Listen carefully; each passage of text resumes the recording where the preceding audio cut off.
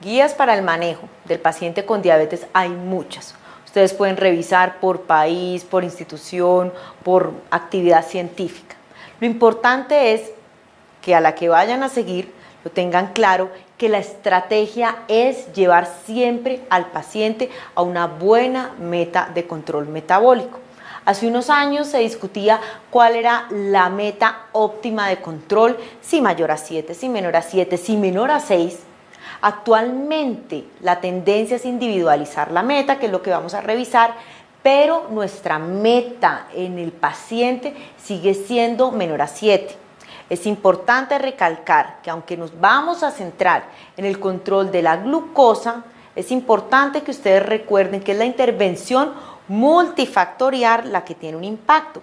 Durante los módulos vamos a tener uno precisamente que vamos a hablar de la intervención de lípidos, hipertensión, de peso, etcétera. Todos los factores que son relevantes y lo que queremos es evitar las complicaciones a largo plazo. No hay duda de que la reducción de la hemoglobina glicosilada se asocia con una reducción de las complicaciones microvasculares. Cualquier descenso, así sea un 1%, es significativo. Ustedes pueden ver en este slide cómo un 1% de disminución de la hemoglobina glicosilada tiene un 37% de reducción en complicaciones microvasculares y pueden ver cómo un 1% reduce un 14% el primer evento cardiovascular, un 12% un evento cerebrovascular y así pueden ver cómo se asocia claramente a la reducción de las complicaciones del paciente diabético. Y uno esperaría que si es tan clara la asociación de la reducción de la hemoglobina glicosilada con las complicaciones microvasculares, uno diría, ¿por qué no el 100% de los pacientes se encuentran en metas? Y realmente es difícil y es uno en base a la historia natural progresiva de la enfermedad, que eso lo revisamos en la fisiopatología. Y uno diría, bueno, puede ser asociado también, aparte de la fisiopatología, y limitación en fármacos. Porque si ustedes ven en esta gráfica, pueden ver desde el 99 hasta el 2010 datos tomados de Estados Unidos en los cuales valoran el porcentaje de pacientes diabéticos con una meta de hemoglobina glicosilada menor al 7% y no es superior al 50%. Y es peor aún si comparamos en 1999 con el 2010, en el cual ha sido un espacio de años donde han surgido 4 clases de fármacos diferentes y uno dice, no se ha aumentado el porcentaje, o sea que realmente, a pesar de los beneficios claros, a pesar de que todas las guías nos dicen, mire, la meta es menor al 7% y nos dan estrategias y miramos los datos y no es solamente Estados Unidos, es todo el mundo. Estados Unidos, las guías latinoamericanas, las recomendaciones, todos nos superan en general más de la mitad de los pacientes en una buena meta de control de glicemia. Y esa es la importancia y ese es el objetivo de tener guías que sean sencillas y fáciles de aplicar para los médicos en diferentes niveles, no solamente en niveles de atención primaria, sino que nos den las herramientas para que logremos aumentar el porcentaje de pacientes con una hemoglobina glicosilada menor al 7%. Como les mencionaba, la tendencia actual es individualizar la meta de hemoglobina glicosilada. Aunque todas las guías actualmente nos recomiendan, por los beneficios de las complicaciones microvasculares, llegar a una meta menor al 7%, hay ciertos individuos en los cuales uno puede ser más flexible o incluso apretar más la meta. Por ejemplo, la Asociación Americana de Diabetes nos da como unos parámetros que ustedes pueden revisar en esta gráfica, en la cual nos dicen, mire, usted debe llevar a todos a menor a 7, pero tenga en cuenta diferentes aspectos para ser más o menos estricto, dependiendo la edad del paciente, las enfermedades o comorbilidades que presente el paciente, si el paciente tiene mucho riesgo de hipoglicemia, si tiene una enfermedad renal crónica, si tiene un riesgo o una enfermedad terminal, ellos nos dicen, listo, sea un poco más flexible, más permisivo, o hay situaciones en las cuales no vamos a manejar en este curso, como es una paciente diabética en embarazo, que somos tan estrictos que la llevamos a menor de 6,5, o poblaciones pediátricas, lactantes o niños menores, que podemos también ser un poco más flexibles. O sea que el mensaje es claro y es práctico, porque casi que en la primera primera consulta que el paciente le llegue a usted a su consultorio, usted con estos parámetros de una vez debe establecer a qué meta de hemoglobina glicosilada lo debe llevar. Y todo esto se debe al riesgo de hipoglicemia. O sea, todos sabemos, la hipoglicemia es el principal evento adverso de la intervención en un paciente con diabetes, principalmente, obviamente, con fármacos como insulinas o sulfonilurias o insulinos secretagogos, que pues por su mecanismo de acción ponen al paciente en un riesgo mayor de presentarla. Pero el punto crítico es, uno, que sabemos que la hipoglicemia es la principal barrera, tanto para nosotros como los médicos, por el temor a inducir una hipoglicemia. Y el paciente, una vez experimenta un evento de hipoglicemia severa, hace lo que sea por no repetirlo. Entonces, omite las dosis del medicamento, omite las dosis de insulina o hace una ingesta excesiva para evitar llegarlo. En este estudio, metaanálisis del British Medical, ustedes pueden ver cómo un evento de hipoglicemia severa se encuentra fuertemente asociada a enfermedad cardiovascular, porque muchos dicen que la hipoglicemia no tiene desenlaces adversos fuertes. Yo les diría a ustedes, y es importante que lo vean, como se ve en este metaanálisis, como un solo evento de hipoglicemia se asocia con enfermedad cardiovascular, incluso incrementa 2 veces el riesgo a un evento posterior de enfermedad cardiovascular.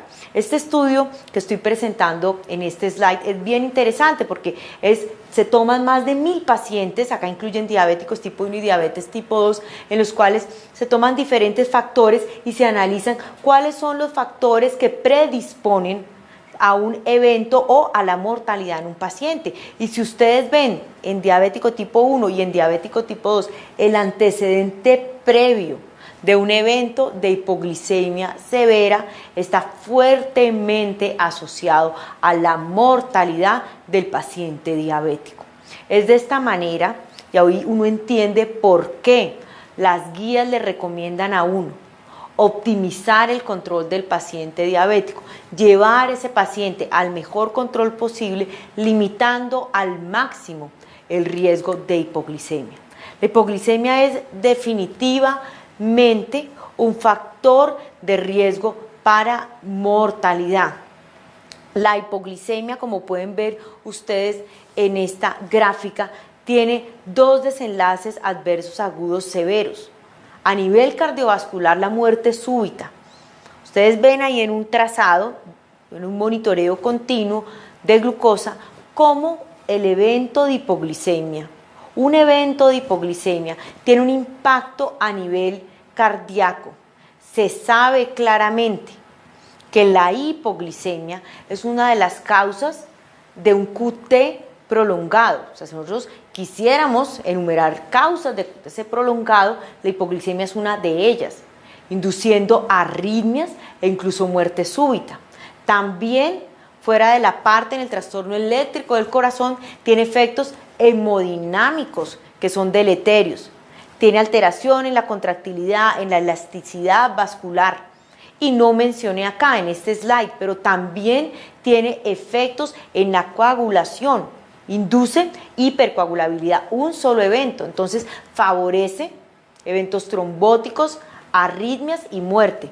Y a nivel neurológico, como pueden ver, se ha cuantificado durante eventos de hipoglicemia el impacto que puede tener, porque estamos acostumbrados a pensar en muerte y convulsión, el cual es el desenlace duro, pero esto va detrás de un comportamiento anormal, de alteraciones cognitivas y alteración en el flujo. O sea que la hipoglicemia realmente la tenemos que tener en cuenta cuando nosotros estamos tomando una decisión para la formulación de un medicamento. Por eso las guías que ya vamos a ir revisando, las diferentes guías, son tan claras en las recomendaciones de evitar al máximo la presencia de hipoglicemia. Tanto que uno podría considerar, como se menciona esto, o sea, ¿es la hipoglicemia en el contexto de la intervención un factor de riesgo cardiovascular? Pues ya sería también demasiado excesivo, pero es importante conocer y tener en cuenta que así como la hiperglicemia crónica se asocia a eventos adversos deleterios, un solo evento de hipoglicemia también está asociado con eventos y eventos agudos. Acá podemos ver lo que yo les mencionaba. Tiene disfunción endotelial, tiene una activación de diferentes citoquinas que tienen efectos de alteración en la vasodilatación, induciendo vasoconstricción. Tenemos alteraciones en trombosis, también hay un mayor riesgo de trombosis, ustedes pueden verlo acá. Y tiene el impacto a nivel cardíaco, no solamente la parte en el trazado, en el ritmo cardíaco, mediado por catecolaminas, que son las hormonas contrarreguladoras, sino también en la funcionalidad cardiovascular. Y esto pues son realmente las causas que lleven a que el paciente esté expuesto a una mayor mortalidad cardiovascular asociado a un evento. Y es que la hipoglicemia en los diferentes estudios clínicos controlados se ha demostrado que está presente y que a medida que nosotros tratamos de intensificar el tratamiento, de llevar a un paciente a la meta, se incrementa su riesgo. En este slide ustedes pueden ver los diferentes estudios clínicos controlados en diabéticos tipo 2 que demuestran claramente que en el grupo de intervención donde nosotros estamos haciendo una estrategia para llevar a una meta óptima de hemoglobina glicosilada, el riesgo de hipoglicemia severa es de 2 a 3 veces más frecuente. O sea que es una realidad. La hipoglicemia es una realidad, es la principal consecuencia de la intervención estricta en un paciente con diabetes. Pero lo bueno y el objetivo realmente de este curso es que ustedes sepan escoger los diferentes fármacos para intervenir y manejar a su paciente diabético buscando una buena eficacia, la mayor eficacia posible con la mayor seguridad en términos de hipoglicemia para limitar al paciente al máximo a un evento de estos.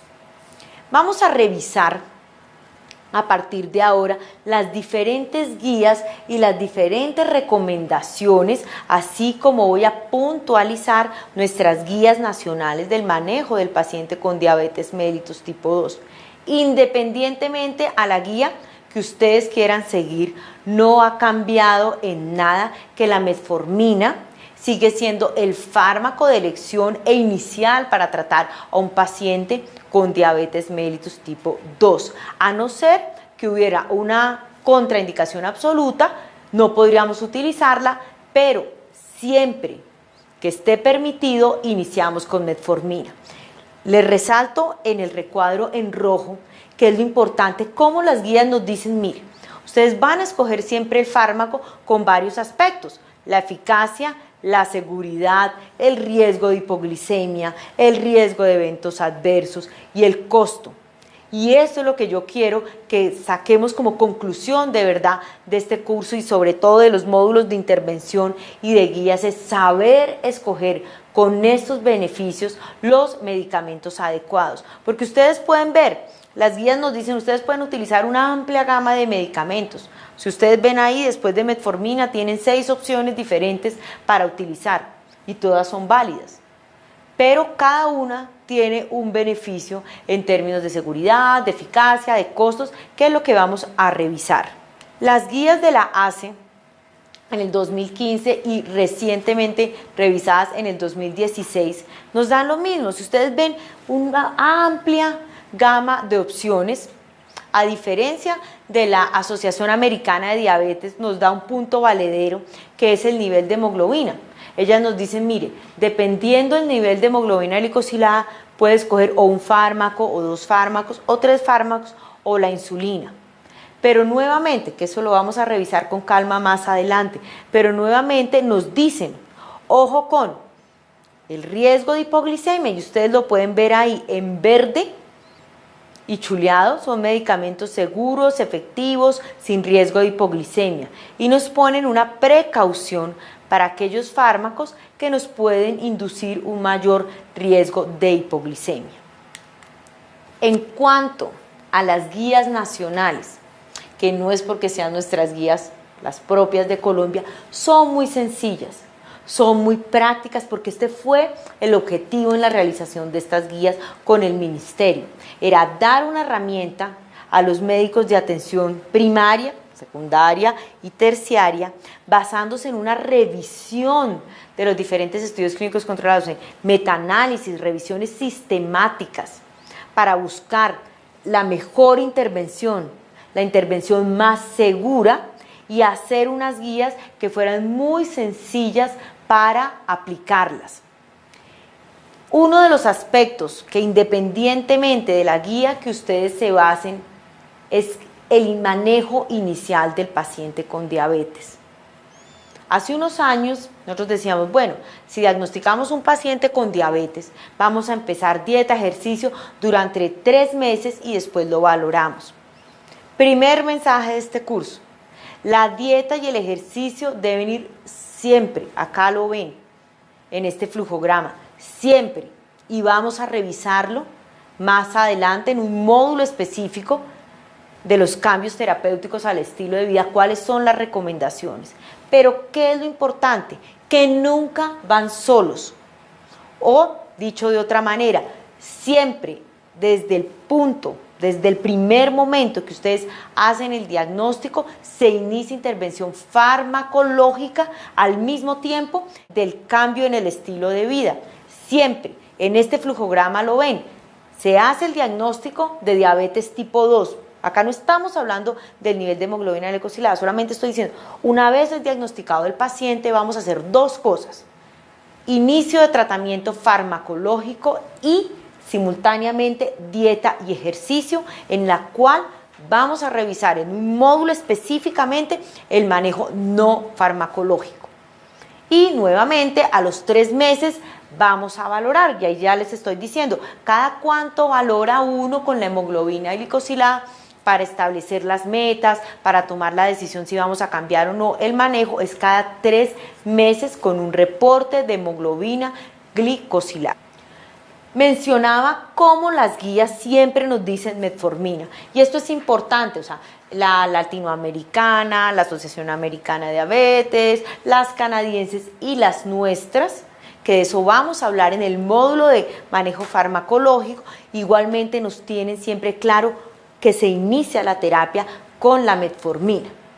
Pero ustedes ya pueden estar pensando, y yo sé que lo están pensando, doctora, ¿cuándo inicia uno un fármaco o cuándo inicia 2 fármacos de entrada?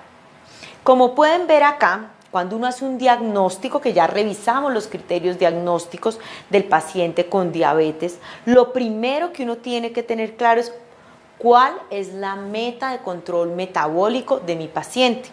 Yo ya les mencionaba en este módulo cómo la meta es individualizada, pero generalmente es menor a 7.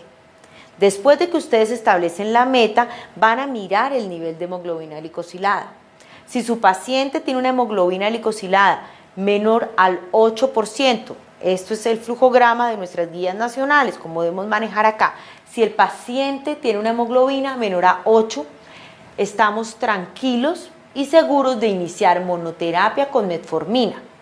¿A qué dosis? Como pueden ver, uno inicia las dosis graduales, uno empieza con 500 miligramos hasta llegar a una dosis de 1000 miligramos. Más adelante vamos a hablar profundo de la metformina, sus indicaciones y sus contraindicaciones. Acá solo quiero que el mensaje les quede claro, que las guías nos dicen, si la hemoglobina es menor a 8, monoterapia. Si es mayor a 8, terapia combinada, o sea, 2 fármacos. Nuestras guías nos recomiendan como segundo fármaco adicionado a la metformina, inhibidor de DPP4, y o si hubiera una contraindicación o alguna no indicación del uso del inhibidor de DPP4, o segunda alternativa, un SGLT2, cuando la hemoglobina sea mayor a 8. Más adelante, en un módulo que vamos a hablar de fármacos, vamos a profundizar más y hablar de esto.